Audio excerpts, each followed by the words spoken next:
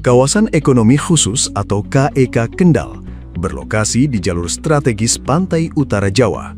KEK Kendal memiliki akses langsung ke jalan tol Trans Jawa, dekat dengan pelabuhan Tanjung Emas Semarang, serta didukung akses menuju Bandara Internasional Ahmad Yani.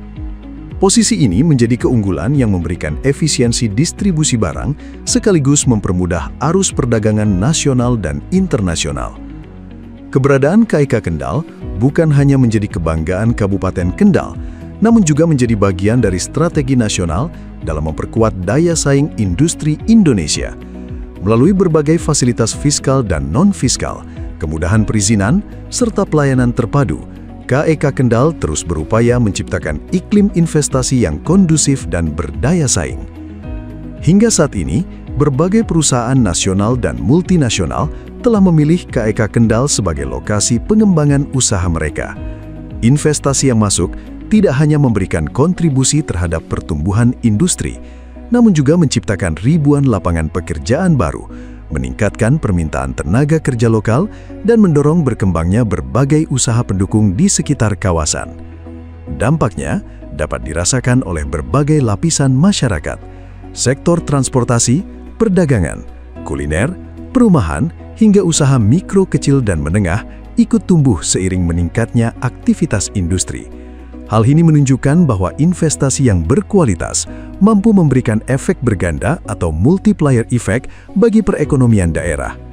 Namun demikian, keberhasilan tersebut tidak boleh membuat berpuas diri. Persaingan antar kawasan industri, baik di dalam maupun luar negeri, terus meningkat. Para investor kini tidak hanya melihat ketersediaan lahan, tetapi juga menilai kualitas pelayanan, kepastian regulasi, ketersediaan tenaga kerja terampil, hingga komitmen terhadap keberlanjutan lingkungan. Oleh karena itu, berbagai langkah strategis terus dilakukan, mulai dari peningkatan kualitas infrastruktur, penyederhanaan perizinan, digitalisasi pelayanan, hingga penguatan promosi investasi ke berbagai negara. Tujuannya satu, yaitu menjadikan KEK Kendal semakin kompetitif dan menarik bagi investor global. Infrastruktur menjadi kunci dalam mendukung pertumbuhan kawasan. Ketersediaan jaringan jalan, pasokan listrik yang stabil, sistem penyediaan air bersih, jaringan telekomunikasi berkecepatan tinggi, serta fasilitas logistik yang terintegrasi menjadi faktor penting dalam menunjang kelancaran aktivitas industri. Di sisi lain, kualitas sumber daya manusia juga menjadi perhatian utama. Industri masa kini membutuhkan tenaga kerja yang terampil, produktif, mampu mengoperasikan teknologi modern, dan cepat beradaptasi dengan perkembangan dunia industri. Karena itu, kolaborasi antara pemerintah daerah, dunia pendidikan, balai latihan kerja, dan pelaku industri terus diperkuat. Program pelatihan dan peningkatan kompetensi tenaga kerja diharapkan mampu menjawab kebutuhan dunia usaha sekaligus membuka lebih banyak peluang bagi masyarakat lokal. Tantangan lain yang tidak kalah penting adalah transformasi menuju industri yang berkelanjutan. Saat ini, investor semakin memberikan perhatian pada penerapan prinsip industri hijau, efisiensi energi, pengelolaan limbah, serta tanggung jawab sosial dan lingkungan. Oleh karena itu, KEK Kendal terus mendorong terciptanya ekosistem industri yang produktif sekaligus ramah lingkungan. Tidak hanya itu, transformasi digital juga menjadi bagian penting dalam pengembangan kawasan. Pemanfaatan teknologi informasi, sistem pelayanan berbasis digital, hingga pengembangan konsep Smart Industrial Estate menjadi langkah yang diharapkan mampu meningkatkan efisiensi dan daya saing KEK Kendal di tingkat internasional. Keberhasilan pengembangan KEK Kendal tentu tidak dapat dilakukan oleh satu pihak saja. Diperlukan sinergi yang kuat antara pemerintah pusat, pemerintah daerah, pengelola kawasan, dunia usaha, perguruan tinggi, lembaga pendidikan, serta masyarakat. Kolaborasi inilah yang akan menjadi fondasi dalam membangun ekosistem investasi yang sehat, inklusif, dan berkelanjutan. Pada akhirnya, tujuan besar dari pengembangan KEK Kendal bukan hanya meningkatkan nilai investasi, melainkan memastikan bahwa setiap investasi yang masuk mampu memberikan manfaat nyata bagi masyarakat, mulai dari tersedianya lapangan pekerjaan, meningkatnya kompetensi sumber daya manusia, tumbuhnya usaha lokal, hingga meningkatnya kesejahteraan dan daya saing daerah.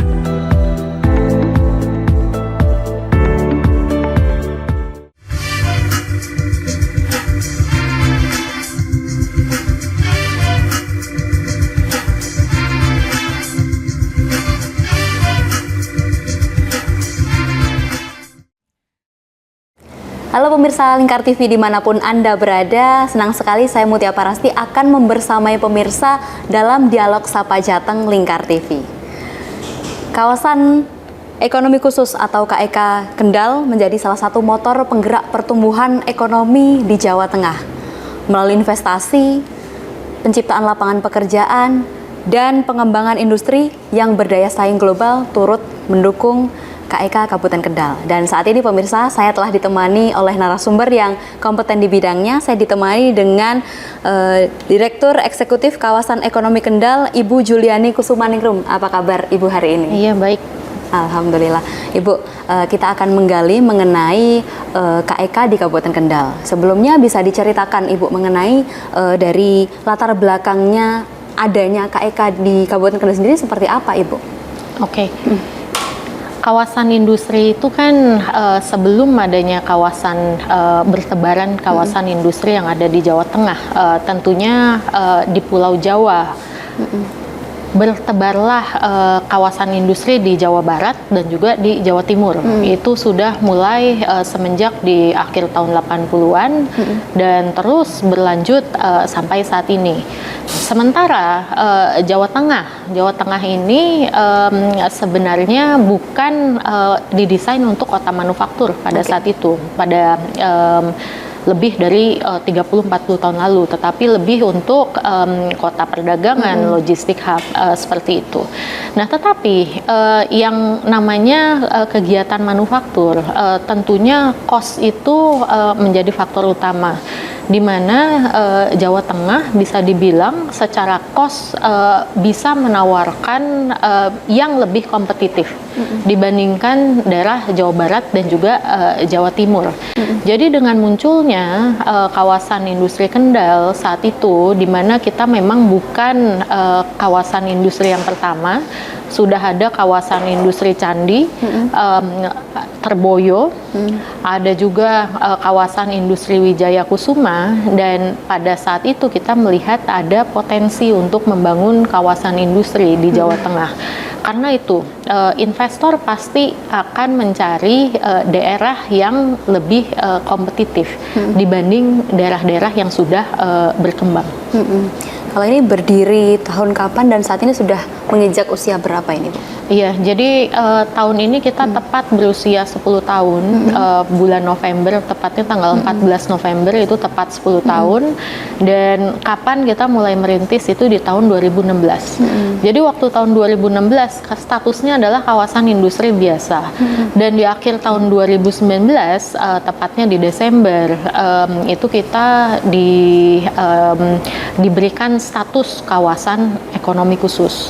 Dan semenjak itu tentunya peran kawasan industri Kendal di Jawa Tengah, kayak Kendal, untuk bisa menarik investor dalam negeri, investor dari mancanegara, itu kita memiliki bisa dibilang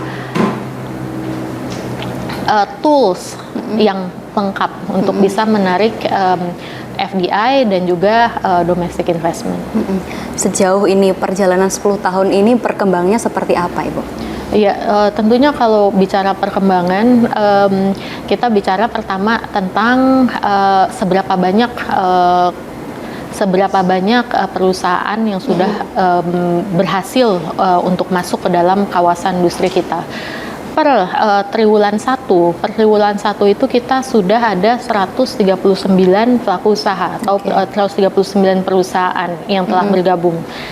Kalau ditanya per hari ini sudah ada 143. Luar biasa. Iya, dan dari 139 itu tadi yang sudah beroperasi itu sudah ada 62, sedangkan yang yang sedang dalam proses konstruksi itu hampir di angka 30. Dan kalau ditanya prosesnya seperti apa, tentu kita itu berproses ya, waktu pas lagi tahun 2016 gitu, dimulai dari awal tentunya itu bisa dibilang perkembangannya lebih lambat dibandingkan sekarang karena 2016, 2017, 2018 kita konsentrasi untuk membangun infrastruktur yang ada di dalam kawasan, baik itu jalanan, ketersediaan listrik, air bersih, wastewater treatment plant, ketersediaan gas juga, dan tentunya itulah yang dicari oleh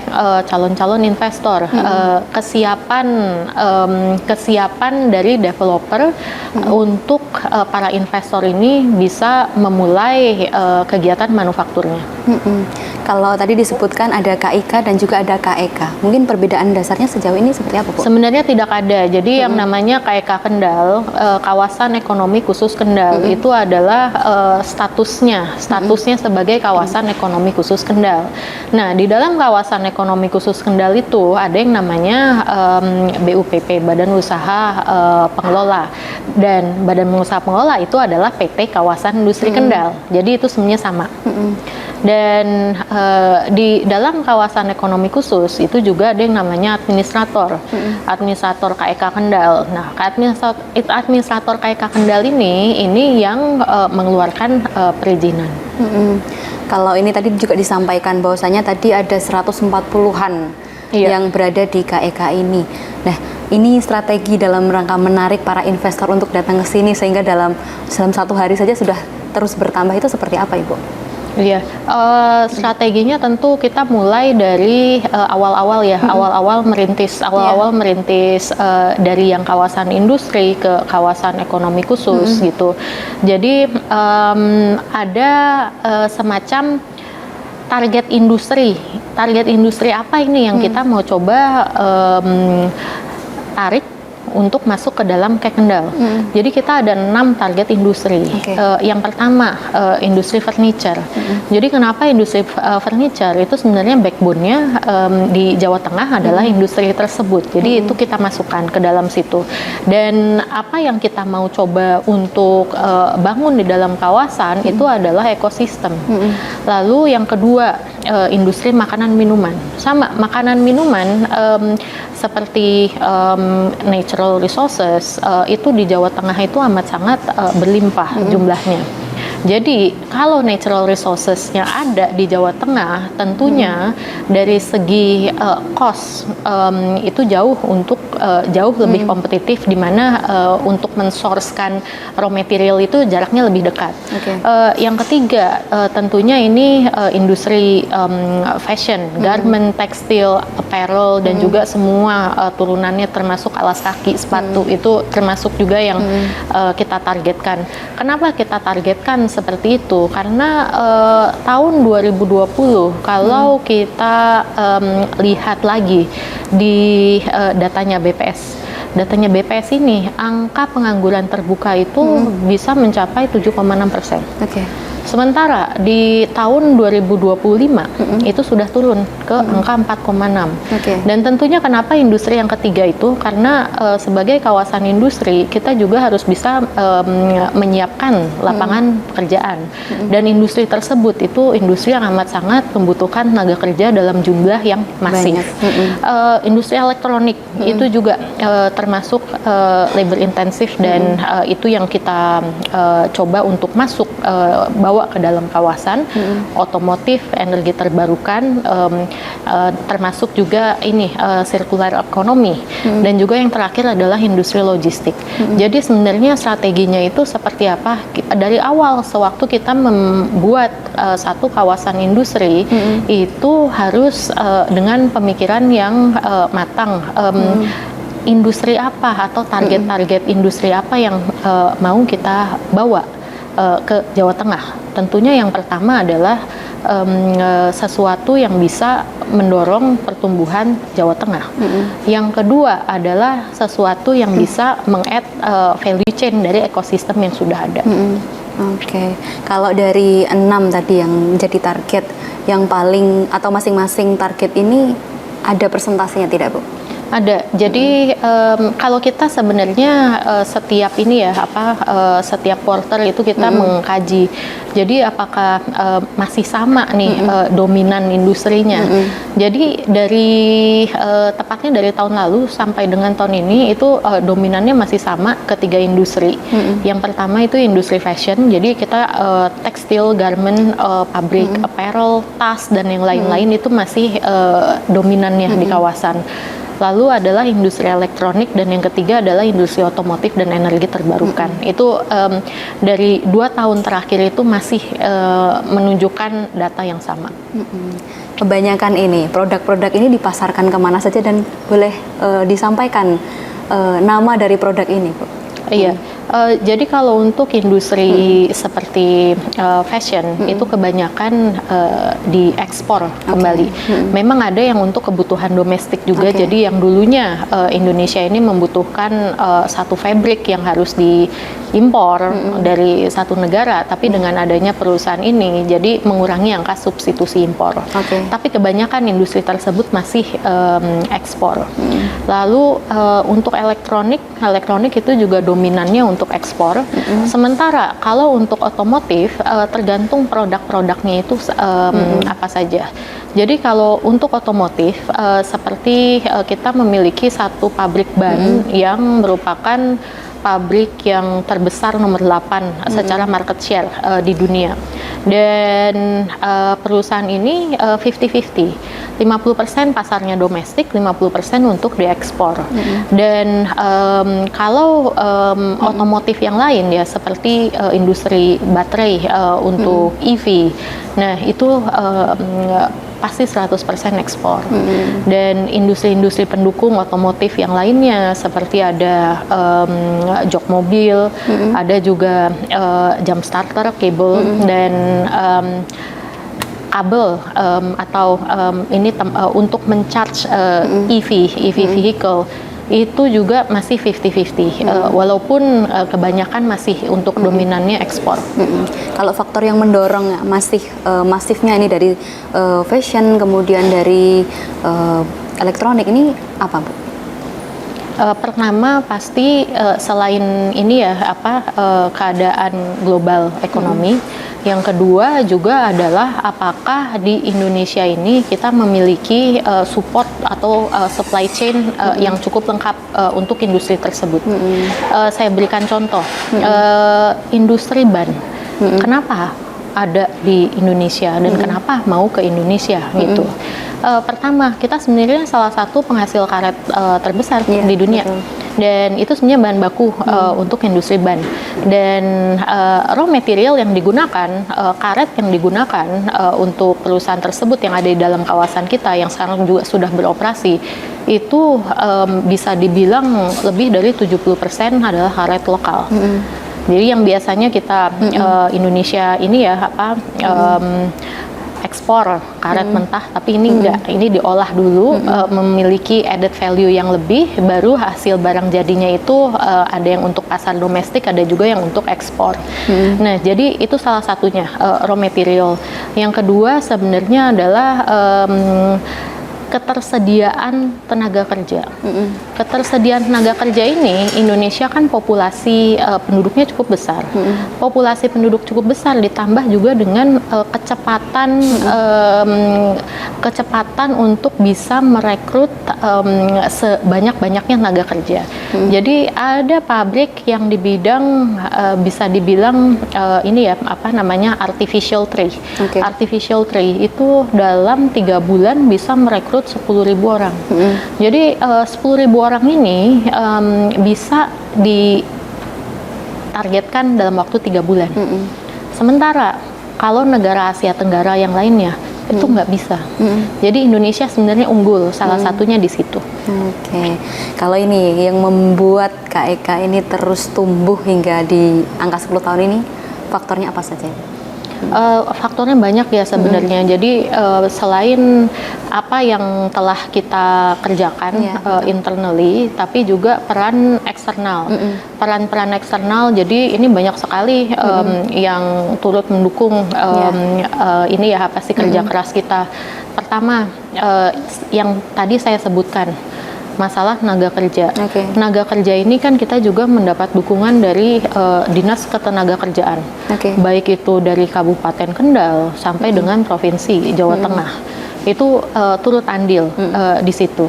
Bukan hanya menyediakan calon tenaga kerja saja, tetapi juga termasuk aktif atau proaktif mengadakan seperti job fair. Itu rutin sekali, tiap 2 bulan, 3 bulan itu pasti selalu ada free of charge untuk para tenant-tenant kita di sini. Lalu yang kedua terkait dengan perizinan. Jadi perizinan karena kita di kawasan ekonomi khusus itu perizinan seperti contohnya saja SS dan master lease itu semua dikeluarkan oleh administrator KEK Kendal. Dan sudah ada itu SLA-nya, hanya dalam 5 hari kerja itu bisa terbit. Jadi itu sebenarnya bukan hanya saja kerja kerasnya BUPP ya, kita sebagai badan usaha pengelola, tetapi juga banyak pihak. Dan banyak pihak itu hanya segelintir yang saya sebutkan. Tetapi dinas-dinas lainnya seperti lingkungan hidup, PUPR, banyak sekali itu turut andil dalam kesuksesan KEK Kendal. Oke, kalau faktor yang merupakan kunci dari kesuksesan di angka 10 tahun ini seperti apa, Ibu? Pertama sebenarnya adalah memberikan angka pertumbuhan PDRB yang cukup signifikan terhadap Kabupaten Kendal. Selain itu juga tingkat pengangguran. Jadi sebenarnya kawasan industri itu kan diciptakan untuk menciptakan lapangan pekerjaan. Dan dengan ada laporan dari BPS Kendal, sensus yang dilakukan dari 7,6% turun menjadi 4,6% dalam 5 tahun. Itu sebenarnya sesuatu pencapaian, prestasi untuk kita. Selain dari itu adalah angka-angka komitmen nilai investasi yang berhasil kita dapatkan. Jadi komitmen nilai investasi di kawasan ekonomi khusus Kendal ini ada sebanyak 186 triliun komitmennya. Itu adalah laporan kita per triwulan 1 sewaktu pelaku usaha yang terdaftar 139. Kalau investor ini berasal dari mana saja, Ibu, kalau di sini? Iya, 24% itu dari Indonesia, 76% dari mancanegara. Jadi cukup bervariasi, mulai dari Jepang, Korea Selatan, dari China, Hong Kong, Taiwan, ada juga dari Jerman, India, Malaysia, gitu, Singapura juga ada, gitu. Jadi itu cukup bervariasi. Kalau target ke depan ada penambahan negara atau wilayah lainnya, Ibu? Oh iya, tentunya. Sebenarnya kalau untuk penambahan negara, kita lebih melihatnya adalah kita ini kan menciptakan ekosistem. Dari ekosistem yang sudah kita miliki, itu harus ekosistem itu diciptakan, mungkin sekarang kita lebih ke hilir, industri hilir. Tetapi itu industri yang intermediary-nya dan juga hulu, itu sesuatu yang perlu kita pikirkan ke depan. Kalau saat ini tren investasi di tengah kondisi ekonomi saat ini seperti apa, Ibu, melihatnya? Iya, tentunya ini ya banyak sekali pertanyaan yang sepertinya bagaimana ya ekonomi tidak menentu seperti itu. Nah, tetapi kita sebenarnya masih sih dalam satu spirit yang sama. Kalau dilihat dari angka 2025 dibandingkan dengan 2026. Sebenarnya dari laju pertumbuhan investasi itu sebenarnya masih dibilang nggak decline, tapi masih di lajur yang dimana kita ekspektasinya seperti itu. Kalau saat ini untuk insentif atau kemudahan yang didapatkan para investor ketika menanamkan di KIK sendiri seperti apa? Iya, karena kita kawasan ekonomi khusus, jadi tentunya ada insentif fiskal.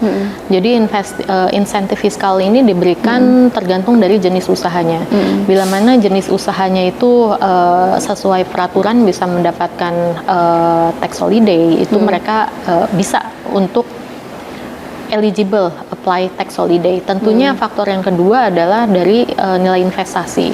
Nilai investasi ini 100 sampai 500 miliar itu bisa mendapatkan tax holiday selama 10 tahun.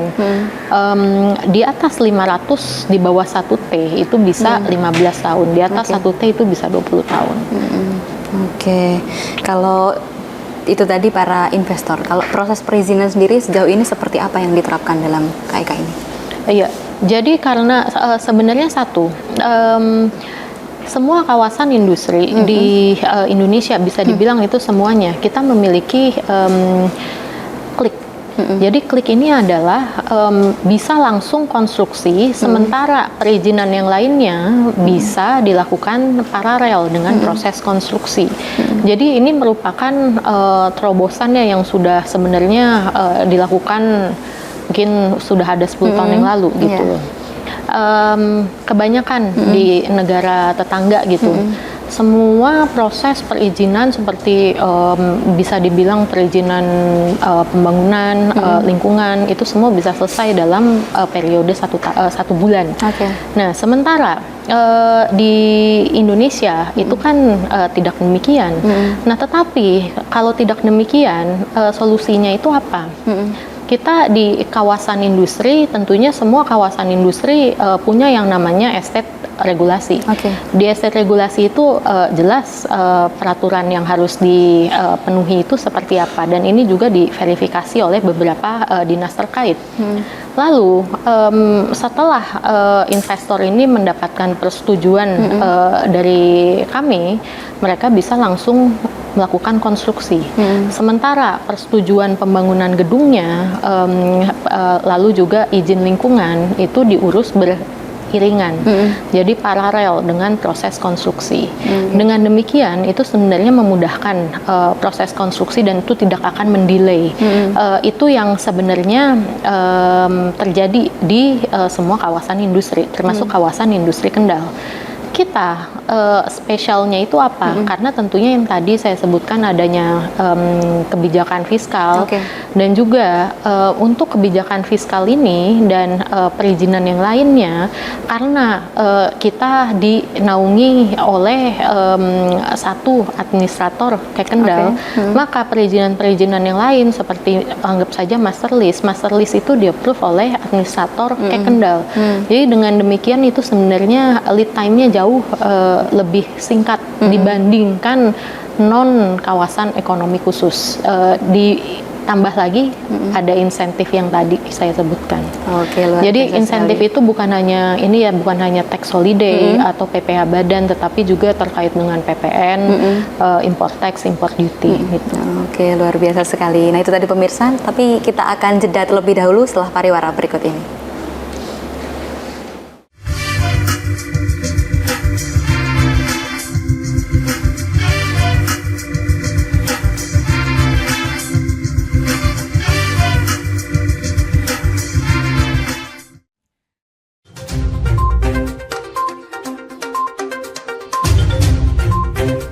Merangkum semua peristiwa sebagai berita yang penuh fakta.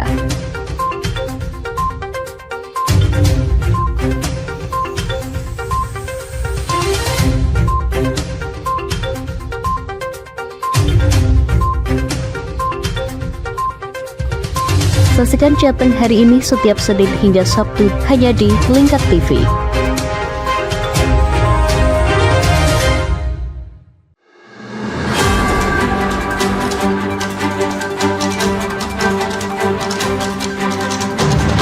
Menemani pagi Anda dengan menyajikan berita nasional dan regional yang dikupas secara akurat dan aktual untuk awali hari. Dalam Lingkar Pagi, setiap Senin hingga Sabtu jam 8 pagi hanya di Lingkar TV.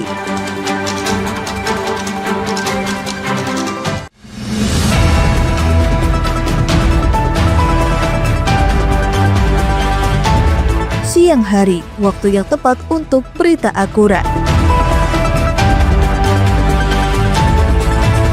Menyajikan berita dan informasi hangat di tengah aktivitas Anda demi mendapatkan fakta terbaru untuk langkah yang lebih pasti. Dalam Lingkar Siang, setiap Senin hingga Sabtu jam 1 siang hanya di Lingkar TV.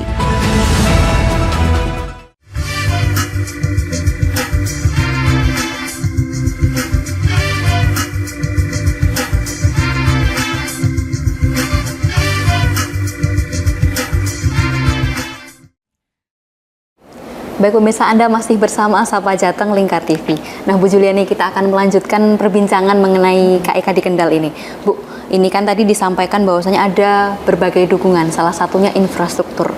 Seberapa penting dukungan infrastruktur ini bagi bertumbuhnya KEK di Kabupaten Kendal hari ini seperti Bu? Iya. Seperti infrastruktur yang kita bicara dulu mengenai listrik. Jadi listrik PLN ini telah menginvestasikan untuk gardu induk tegangan tinggi di dalam kawasan kita.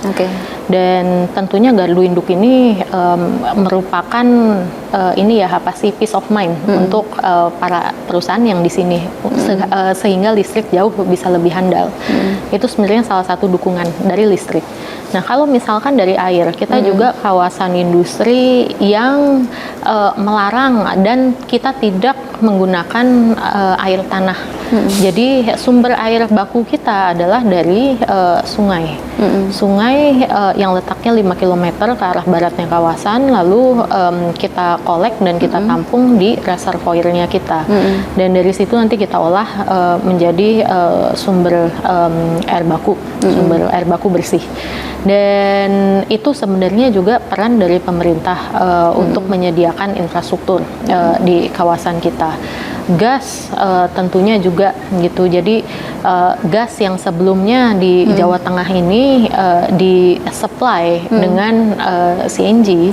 Tentunya dengan CNG ini kan harga gas per unitnya, per MMBTU-nya jauh lebih mahal dibandingkan dengan pipa gas. Dan juga ada beberapa industri yang sebenarnya membutuhkan gas dalam volume yang lebih besar dan tidak mungkin itu disuplai dari CNG. Dan itu juga perannya pemerintah untuk bisa menyediakan gas, pipa gas di dalam KEK Kendal ini. Nah, selebihnya seperti apa? Seperti salah satunya adalah sabuk pantai.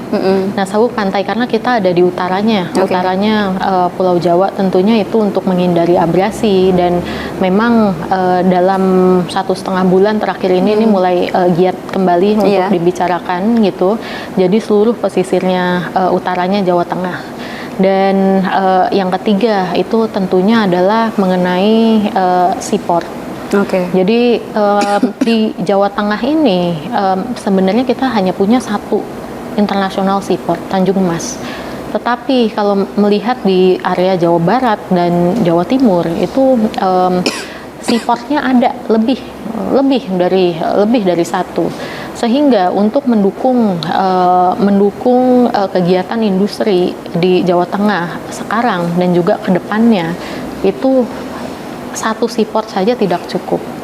Jawa Tengah itu harus punya 2 atau 3 pelabuhan untuk bisa menopang kegiatan industri. Jadi itu sebenarnya adalah infrastruktur yang diperlukan dan diperlukan dan didukung oleh pemerintah. Sejauh ini dukungan dari pemerintah Kabupaten Kendal dan juga Jawa Tengah sendiri seperti apa, Ibu? Semuanya ya positif ya gitu. Jadi mulai dari misalkan kalau kita bicarakan tentang infrastruktur, dari infrastruktur sendiri dari Kabupaten Kendal, Bupati Kendal Ibu Diah itu juga sudah merekomendasikan untuk adanya pelabuhan baru di Jawa Tengah. Begitu juga dengan Pak Gubernur Pak Lutfi itu juga sudah menyuarakan itu. Dan selebihnya dukungan apa lagi gitu, seperti dukungan yang sering kita suarakan, karena kita juga sedang melakukan pengembangan kawasan. Jadi 1.000 hektar ini telah selesai dalam jangka waktu 8 tahun. Tentunya kita juga perlu perluasan, dan dari perluasan ini adanya kebutuhan infrastruktur lainnya tambahan, seperti yang tadi saya sebutkan, gardu induk kita sudah akan commissioning itu di bulan Desember tahun ini. Tetapi untuk pengembangan selanjutnya tentunya kita perlu menyiapkan gardu induk yang kedua. Selebihnya juga untuk kebutuhan air baku. Nah, kebutuhan air baku ini juga perlu disiapkan. Dan sampai saat ini ya pemerintah Kabupaten Kendal, Jawa Tengah itu mereka fully support dengan apa yang dibutuhkan oleh kawasan. Kalau dari pemerintah pusat sendiri seperti apa, Ibu? Pemerintah pusat tentunya lebih ke kawasan ekonomi khusus gitu. Jadi dari kawasan ekonomi khusus selaku yang mengatur kebijakan, dan dari BKPM gitu. Tentunya sesuatu itu tidak ada yang jalannya mulus-mulus saja gitu. Tetapi bila mana ada kendala, misalkan kendala waktu gitu, cara kita berkomunikasi dengan Dewan Nasional KEK, dengan Kemenko Perekonomian, baik itu juga dengan Kementerian Investasi, itu mereka fully support gitu. Kalau sejauh ini Bu, upaya dari KEK Kendal sendiri untuk menarik investor baru seperti apa? Iya, investor baru ini kebetulan kita diberkahi dengan beberapa atau banyaknya investor yang sudah beroperasi. Dari investor yang beroperasi ini tentunya cukup banyak yang bisa dibilang puas dengan layanan di KEK Kendal. Tentunya dengan kepuasan mereka, tentunya mereka akan mengajak supply chain-nya untuk bisa untuk masuk ke Indonesia. Dan tentunya masuk ke Indonesia itu salah satu yang direkomendasikan itu adalah kawasan kita. Jadi itu sebenarnya salah satu ini ya bisa dibilang blessing-nya kita yang kita punya saat ini. Yang kedua itu terkait dengan yang tadi saya bilang. Dengan adanya anchor tenant yang kita sudah punya sekarang, kita juga harus do the homework. Sebenarnya dari rantai pasoknya mereka yang di Indonesia ini limited dan perlu untuk diundang ke Indonesia ini industri apa? Nah, tentunya industri semikonduktor ini salah satu yang sudah cukup lama ya kita targetkan. Jadi memang ini perlu perhatian khusus dan treatment khusus gitu. Bila mana ada semikonduktor yang bisa masuk ke Jawa Tengah, itu udah pasti multiplier efeknya akan amat sangat besar. Bukan hanya di kawasan kita saja, tapi di kawasan-kawasan lain. Jadi termasuk juga dengan adanya kawasan industri Kendal, itu selain penyerapan tenaga kerja, menyumbang PDRB, tetapi juga itu menciptakan kawasan-kawasan industri baru. Itu adalah salah satu multiplier effect. Luar biasa sekali. Tentunya nanti juga berimpact pada kebutuhan dari lapangan pekerjaan tersendiri, Bu. Iya. Kalau sejauh ini, Bu, dari KEK sendiri mampu menyerap berapa tenaga kerja baik di Kendal maupun di sekitar Kabupaten Kendal? Iya, kalau di kawasan kita itu total ada 48.000 dengan kondisi 62 perusahaan yang telah beroperasi. Nah, gimana kalau 139 perusahaan itu telah beroperasi? Perkiraan kita itu bisa mencapai 79.000. Jadi 79.000 ini berdasarkan data yang sudah kita kolek di OSS. Terus kemudian dari keseluruhan tenaga kerja ini, porsi untuk masyarakat Kabupaten Kendal ini seperti apa dan berapa persen, Bu? Iya, kalau kita melakukan ini ya sensus, kita melakukan sensus itu cukup berkala gitu, dan penyerapan tenaga kerja yang berasal dari Kendal itu 80%. Sisanya adalah ada yang ekspatriat, tapi ekspatriat itu sedikit sekali, nggak sampai 10%, 5% pun nggak sampai. Jadi ekspatriat itu cukup sedikit dan sisanya itu berasal dari sekitaran Kendal. Jadi seperti contohnya ada yang dari Semarang, ada juga dari Jakarta atau Surabaya, tapi kebanyakan itu dari Kendal dan sekitarnya. Oke, apa memang memprioritaskan dari masyarakat lokal sendiri atau seperti apa, Ibu? Iya tentunya. Jadi walaupun itu bukan peraturan tertulis ya untuk bisa menyerap tenaga kerja lokal asli Kendal, tetapi kita sendiri beradanya di Kendal. Nah, tentunya yang menjadi prioritas adalah bisa menciptakan tenaga kerja untuk para warga Kendal sehingga mereka ini datang ke tempat kerjanya itu jaraknya tidak terlalu jauh dengan area domisili. Oke, sejauh ini Bu, sumbangsih yang diberikan KEK Kendal kepada pemerintah daerah, kemudian pemerintah provinsi dan pusat seperti apa Ibu? Iya, itu yang tadi saya sebutkan ya, angka pengangguran, PDRB, tingkat kemiskinan juga itu amat sangat turun, daya beli masyarakat, itu sebenarnya salah satu kontribusi untuk pemerintah Kendal. Dan untuk Jawa Tengah sendiri, itu sebenarnya di tahun lalu nilai investasi terbesar dari Kabupaten Kendal itu nomor satu Jawa Tengah. Se-Jawa Tengah ya Bu ya? Iya. Oke, luar biasa sekali. Kemudian Ibu, ini tadi kan ada banyak sekali tenaga kerja yang terlibat di sini. Untuk meningkatkan kompetensi mereka sendiri, yang dilakukan dari KEK sendiri seperti apa? Iya, kita ada program yang namanya program Link and Match. Link and Match ini adalah jadi diinisiasikan oleh Kementerian Perindustrian dan kita yang menjembatani. Jadi bila mana ada kebutuhan dari salah satu perusahaan, kebutuhan khusus dan membutuhkan jumlah tenaga kerja dalam jumlah yang tertentu. Nah itu diadakanlah training. Training ini bisa 2 minggu sampai 3 minggu. Kurikulumnya juga customize. Seluruh biaya itu ditanggung oleh pemerintah.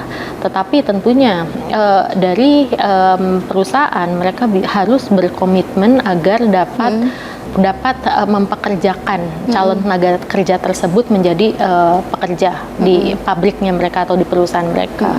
Bila mana proses training itu telah sesuai dan juga ada proses sertifikasi itu sudah lengkap dan sudah lulus sertifikasi. Nah itu sebenarnya salah satu caranya untuk bisa mengembangkan tenaga kerja. Nah selain itu kerjasama dengan beberapa universitas, universitas lokal, termasuk juga yang di Semarang, di Jakarta itu kita sudah jalankan agar karena tentunya kebutuhan tenaga kerja itu kan cukup bervariasi.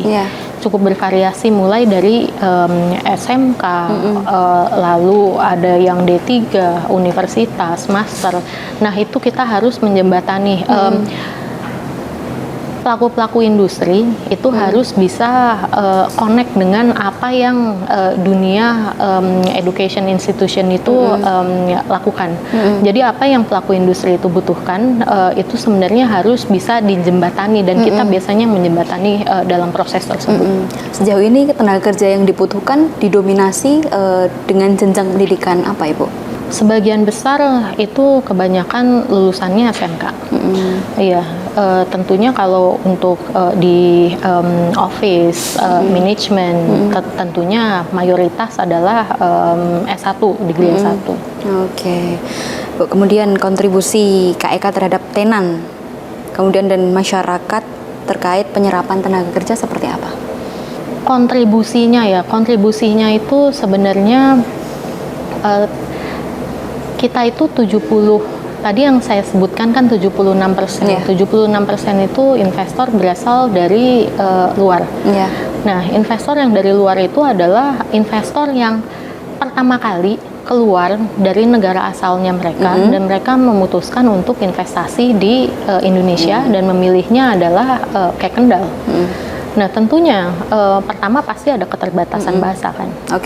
Iya, dan komitmen kita dengan para perusahaan-perusahaan di sini itu adalah apa yang mereka butuhkan, kita menyiapkan untuk itu. Kita juga ada satu departemen industrial relation ya.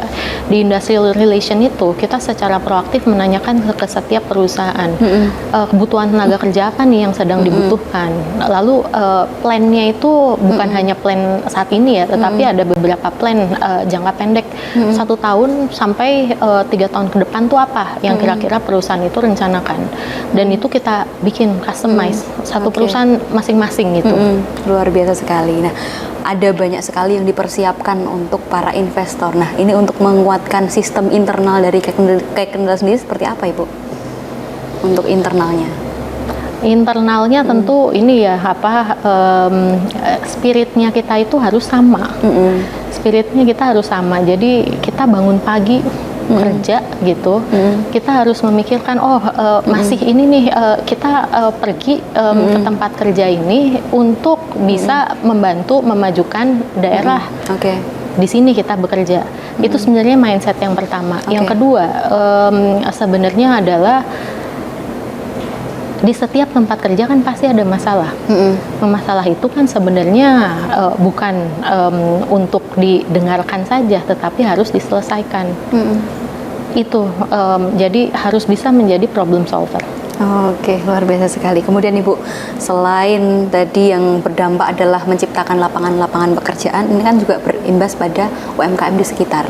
Nah, sejauh ini kepedulian dan dari KAI sendiri terhadap UMKM seperti apa, Ibu? Iya. Jadi dari pemerintah kabupaten, jadi pemerintah kabupaten ini mereka memberikan kebijakan keringanan fiskal, kebijakan fiskal yaitu pengurangan pajak BPHTB dan juga PBB sebesar 50% kepada pelaku usaha. Jadi perusahaan-perusahaan di sini tentunya itu bersyarat harus bisa bermitra dengan UMKM Kendal. Nah, bila mana itu sudah bermitra dengan UMKM Kendal, maka akan diberikan keringanan pajak tersebut, BPHTB dan juga PBB. Dan tentunya sistem yang ini bisa dibilang belum 100% perfect. Tentunya harus ada pengawasan supaya UMKM ini benar-benar digandeng sama perusahaan-perusahaan di Kendal. Nah, selain itu tentunya yang pernah saya sampaikan juga ke pemerintah Kabupaten Kendal, dari UMKM ini juga harus bervariasi. Bervariasi seperti apa? Jadi apa yang industri di sini butuhkan dan apa UMKM yang tersedia itu sebenarnya harus sinkron. Sehingga dengan demikian itu bisa berjalan secara natural. Peran UMKM dan juga peran-peran perusahaan di sini itu bisa berjalan dengan natural. Sejauh ini ada berapa UMKM yang turut digandeng di KAI Kendal? Itu banyak sekali gitu. Kalau jumlahnya berapa, nah itu ya saya nggak bisa menyebutkan satu persatu karena itu banyak sekali gitu. Dan itu kebanyakan dari masyarakat lokal Kabupaten Kendal? Betul. Dan mungkin kalau nanti sektor realnya seperti apa, kita kawasan industri di sini tentunya kita harus menyiapkan fasilitas pendukung. Nah, fasilitas pendukung ini mulai dari penyediaan misalkan tempat makan, tempat minum. Nah, di awal tahun depan itu sudah ada satu bangunan untuk kita bilangnya adalah food eatery atau food junction, di mana di situ kita menyediakan beberapa tempat cukup banyak gitu khusus untuk UMKM Kendal. Bu, selain bagi UMKM ini CSR yang diberikan bagi masyarakat sekitar seperti apa sejauh ini? Iya. Mulai dari pembangunan TK. Jadi pembangunan TK ini masih berjalan. Jadi supaya proper ya education tuh dari early childhood itu udah proper. Jadi kita ada program CSR pembangunan TK. Yang kedua adalah tentunya program satu sarjana satu desa. Oke. Satu sarjana satu desa ini diikuti oleh kita sebagai BPP dan juga diikuti oleh beberapa tenant. Oke. Ada juga program BPJS dan jam sostek untuk kaum marginal, Oke. itu juga dilakukan. Selebihnya seperti apa? Ini seperti misalkan kegiatan-kegiatan hari besar, Idul Fitri, Idul Adha, itu secara rutin kita ada program CSR. Selain CSR Bu, ini kan terutama berpengaruh pada faktor lingkungan juga. Tanggung jawab sosial terutama lingkungan ini yang dilakukan dari KEK sendiri seperti apa Bu? Iya, tentunya pertama dari laporan misalkan dari ini ya emisi udara. Emisi udara ini kita wajib melakukan tes udara 1 tahun ada 2 kali dan itu diupload dan juga dikirim hasilnya ke kementerian terkait.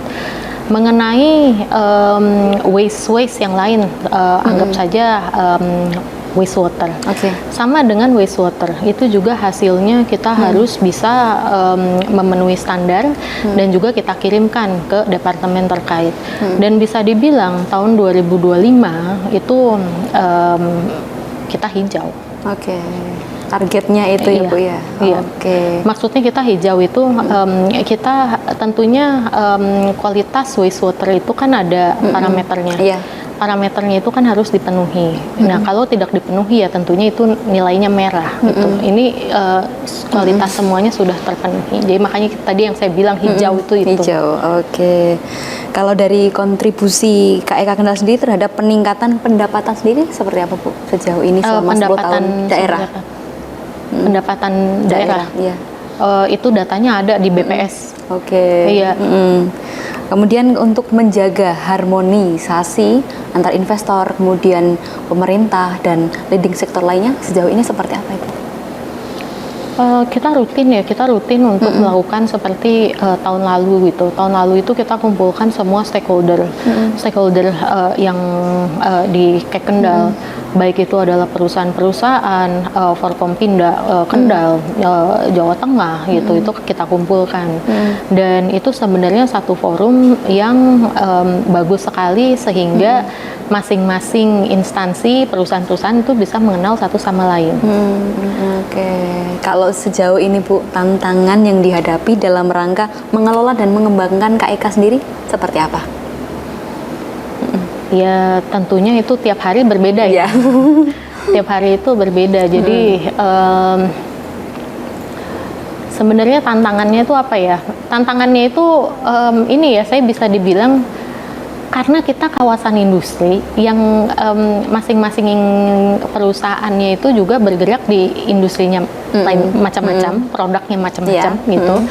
Jadi ya itu tantangannya adalah harus telaten ya, harus telaten menangani satu itu. Jadi satu solusi itu nggak bisa one fit for all, itu nggak bisa gitu. Jadi harus kreatif, harus proaktif dan juga ya spiritnya itu.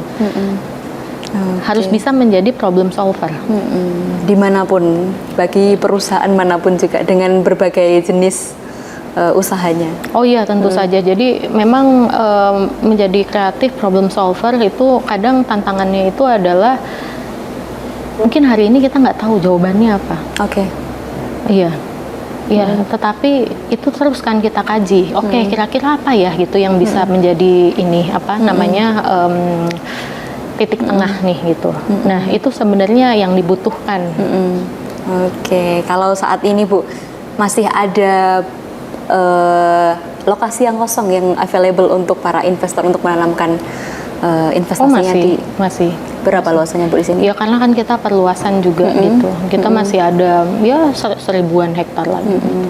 Targetnya kapan Bu nanti bisa terpenuhi mungkin nantinya? Target mungkin dalam jangka waktu 7 tahun ke depan gitu. Karena kita berkacanya 1000 hektar yang pertama itu bisa 8 tahun, jadi mungkin bisa 7 tahun gitu ya, yang 1000 hektarnya lagi. Kalau terkait posisi dari KEK sendiri di tengah persaingan kawasan industri di Asia Tenggara sendiri seperti apa Bu? Kita sebenarnya punya segmen masing-masing. Kita punya segmen masing-masing, tetapi tentunya dari Indonesia menurut saya harus bisa sejajar dengan negara-negara lainnya gitu. Karena kita sebenarnya punya bekal yang cukup terkait dengan sumber daya alam. Nikel nomor 1. Lalu timah, mangan, dan lain sebagainya itu kita punya sumber dayanya. Dan ketersediaan tenaga kerja, bukan hanya saja ketersediaan tenaga kerja, tetapi dari segi cost juga cukup kompetitif. Walaupun kita juga punya tantangan yang lainnya ya, seperti logistik dan lain-lain gitu. Nah, tetapi itu sebenarnya sesuatu yang perlu kita gali lagi agar bisa mendapatkan jenis-jenis industri yang sebelumnya tidak melirik ke Indonesia, tetapi bisa melirik ke Indonesia. Yaitu tadi yang saya sebutkan, semikonduktor itu. Kalau dari KEK sendiri dengan KEK lain di Indonesia sendiri seperti apa Bu posisinya? Sebenarnya setiap KEK ini memiliki tema yang berbeda-beda gitu. Jadi sebenarnya harusnya dan saat ini juga kita berkolaborasi. Jadi bukan dilihat dari segi kompetisinya gitu, tetapi kita berkolaborasi antara KEK lain dan KEK yang satunya lagi. Ini kan pandangan masyarakat juga terhadap KEK kan beraneka ragam. Nah, mungkin menghadapi itu semua seperti apa, Ibu? Pandangan masyarakat apa aja itu? Terkait KEK, terkait mungkin dampaknya dan yang Emang sebagainya. pendapat masyarakat seperti apa? Terkait lingkungan dan dampak yang belum ditangani itu seperti apa? Saya kurang jelas tuh. Saya kurang jelas. Jadi kan saya harus bisa ini ya menjawab sesuai dengan apa tanggapannya. Tapi tanggapannya itu apa sebenarnya gitu? Misalkan permasalahan lingkungan dalam rangka mungkin terkait air tadi, kemudian udara dan yang lain sebagainya untuk memastikan permasalahan-permasalahan itu tidak menjadi masalah. Air jelas kita tidak mengambil air tanah. Jadi itu kalau dilihat dari sustainability jauh itu lebih sustainable. Udara itu jelas gitu, selalu memenuhi apa yang memang harus dipenuhi gitu. Jadi saya harus dapat informasi lebih jelas lagi gitu. Jadi apa sih suara-suara yang dari masyarakat itu? Kemudian menyambut tren industri hijau dan ramah lingkungan sendiri, KEK menyambutnya seperti apa, Ibu? Iya, jadi tren industri hijau sebenarnya itu adalah PR bersama ya, bukan hanya KEK tapi seluruh kawasan industri di Indonesia. Mulai dari penggunaan energi terbarukan seperti solarisasi. Jadi kita harapkan supaya solarisasi masing-masing perusahaan itu bisa memasang solar panel itu bisa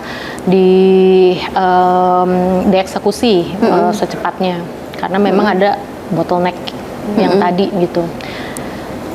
Lalu terkait dengan misalkan waste to energy itu juga yang sedang kita upayakan supaya dalam jangka waktu ke depannya 2-3 tahun lagi itu bisa terrealisasi. Kalau terkait itu Bu, mendorong terciptanya ekosistem industri yang berkelanjutan sendiri, langkah-langkah sendiri dalam menanamkan ke para investor yang ada di sini seperti apa? Ya, sebenarnya ekosistem itu yang tadi saya sudah sebutkan. Jadi berkaca dengan ini ya anchor tenant yang kita sudah miliki yang di fase 1 itu, dan juga kita perluasan, dan itu sebenarnya adalah langkah kita untuk bisa menyerap supply chain dari industri existing yang sudah kita miliki. Kalau sejauh ini Bu, kendala yang dihadapi di KEK Kendal sendiri seperti apa? Adakah kendala yang mungkin mempengaruhi dalam proses di KEK Kendal sendiri? Saya rasa nggak ada ya. Semua ditangani oleh tim dengan nafas yang sama tadi disampaikan. Kemudian Ibu, terkait penggunaan dan penerapan teknologi dan digitalisasi di KEK sendiri seperti apa sejauh ini? Digitalisasi, jadi ini sebenarnya sedikit going backward gitu. Pertama kalau kita ngomong digitalisasi gitu, sistem OSS. Nah, sistem OSS ini dengan PP 28 yang baru saja terbit itu belum sinkron. Jadi itu merupakan kendala yang sekarang ini kita hadapin. Ya, apakah terselesaikan? Ya bisa. Satu-satu kita terselesaikan. Nah, tetapi salah satunya adalah contoh NIB. Jadi NIB ini yang tadinya bisa terbit otomatis untuk kawasan industri, kawasan ekonomi khusus, tetapi ini perlu diverifikasi manual. Karena itu belum terjadinya sinkronisasi. Jadi kalau saya ngelihat digitalisasi dari ini apa sih sistem sendiri itu sedikit going backward. Nah, tetapi digitalisasi kalau apa yang kita lakukan apa yang kita lakukan di internal di kawasan industri itu kita sebenarnya pertama kita berusaha untuk mengurangi paperwork. Jadi lebih ini apa sih digital. Yang kedua juga kita memanfaatkan teknologi AI. Nah, tapi kalau teknologi AI ini tidak dibarengin dengan adanya solution. Kalau terjadinya A, B, C adalah solusinya sekian. Nah, itu sebenarnya percuma karena itu hanya menciptakan seperti warning system saja. Nah, jadi itu sebenarnya sedang kita kembangkan karena kalau mau kita susun semuanya gitu, itu kan possibility-nya banyak sekali. Possibility-nya banyak sekali dan menurut kita kawasan industri yang terintegrated dengan AI itu harus bisa juga memberikan solusi secara otomatis. Tentunya limited kepada memang tidak bisa semuanya itu AI oriented yang solution oriented, tetapi tetap kita perlu adanya human. Tetap nanti membutuhkan manusia-manusia sebagai sumber daya dan membuka lapangan pekerjaannya, Ibu ya. Oke. Kemudian Ibu, nantinya ada peluang investasi baru apa saja yang nantinya diprediksi akan tumbuh di KEK Kendal? Untuk peluang industri sepertinya akan tetap ya seperti industri energi terbarukan.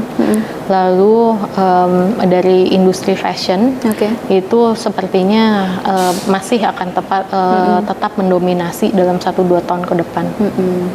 Kemudian rencana pengembangan kawasan seperti apa, Bu? Tadi itu juga sudah saya sebutkan tadi. 1.000 hektar telah selesai kan 8 tahun, jadi kita melakukan pengembangan lagi 1.000 hektar lagi. Baik, itu tadi pemirsa dialog kami dengan Ibu Juliani, dan akhirnya saya Mutia Parasti dan segenap kru yang bertugas pamit dari hadapan Anda. Tetap saksikan Sapa Jateng hanya di Lingkar TV.